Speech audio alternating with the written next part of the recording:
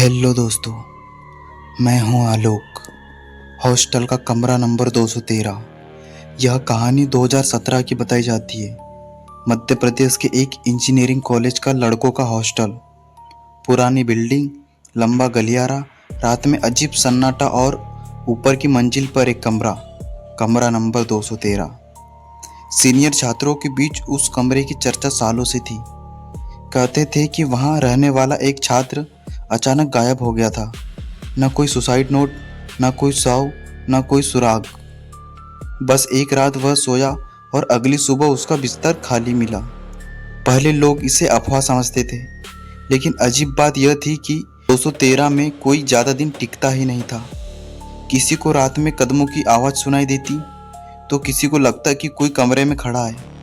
कोई कहता कि दरवाज़ा अंदर से बंद करने के बावजूद भी खुल जाता था।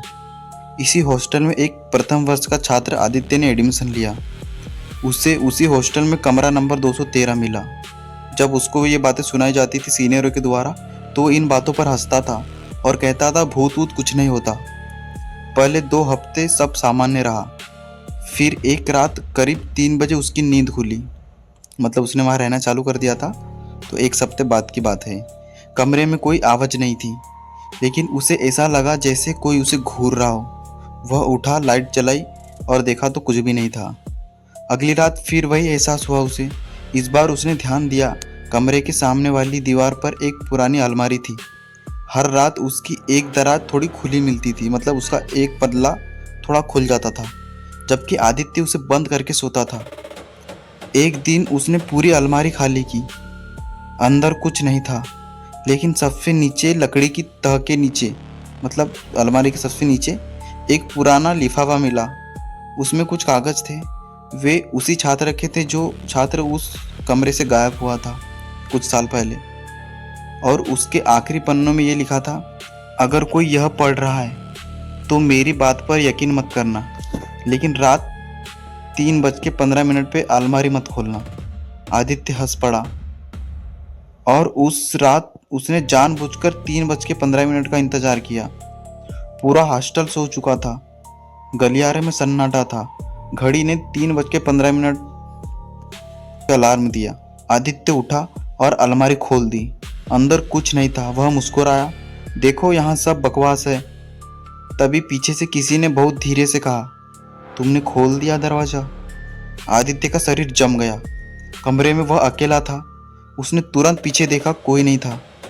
लेकिन अब कमरे का दरवाजा खुला हुआ था, जबकि उसने खुद अंदर से कुंडी लगाई थी। मतलब दरवाजा उसने अंदर से बंद किया था। अगली सुबह उसने यह बात दोस्तों को सुनाई। सबने उसका मजाक उड़ाया, लेकिन उसी रात उसके 2 दोस्त कमरे में रुक गए। करीब 3 बजे तीनों जाग रहे थे। अचानक गलियारे में किसी के चलने की आवाज़ आने लगी, धीरे से। एक एक कदम ऐसा धीरे धीरे, जैसे कोई नंगे पैर चल रहा हो। आवाज़ कमरा नंबर 201 से शुरू हुई और कमरा नंबर 2, कमरा नंबर 3, कमरा नंबर 4 और कमरा ऐसी कमरे से होते हुए 213 के सामने आके रुक गई। तीनों की सांसें थम गई। कमरे के बाहर कोई खड़ा था, लेकिन दरवाजे के नीचे से कोई परछाई नहीं दिख रही थी। मतलब उन तीनों ने ऐसे नीचे से देखा दरवाजे के, तो कोई नहीं दिख रहा था, जबकि दरवाजा ठोकने की आवाज़ आ रही थी। फिर से वही आवाज़ आने लगी, ठक ठक ठक।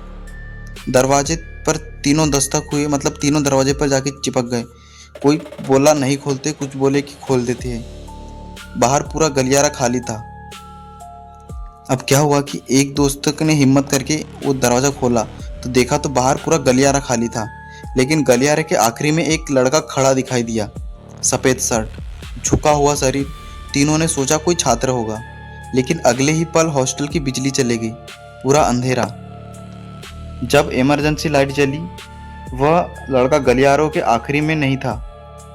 वह अब 213 के बिल्कुल सामने खड़ा था। तीनों चीख पड़े, लेकिन इससे पहले कि वे कुछ समझ पाते, वह आकृति गायब हो गई। अगले दिन हॉस्टल के पुराने वार्ड से पूछताछ हुई। उन्होंने जो बताया उससे सबके होश उड़ गए। जिस छात्र के गायब होने की कहानी थी, उसकी आखिरी फोटो उस वार्डन ने बताई। और सबसे डरावनी बात, उसकी लंबाई, शरीर और चेहरा ठीक वैसा ही था जैसा इन तीनों ने रात में देखा था। लोगों ने भी कभी उस कमरे के पास जाने का इरादा नहीं बनाया। आज भी उस कॉलेज के पुराने छात्र बताते हैं कमरा 213 अब स्टोर रूम बन चुका है। वहाँ कोई नहीं रहता, लेकिन रात 3:15 पे अभी भी किसी के कदमों की आहट सुनाई देती है गलियारे में। अभी भी उस रूम से अजीब सी आवाज़ें आती हैं, और जो आवाज़ का पीछा करता है वह फिर कभी वापस नहीं आता, और जो वापस आया भी तो कभी दोबारा उसकी वो कोई बात नहीं करता।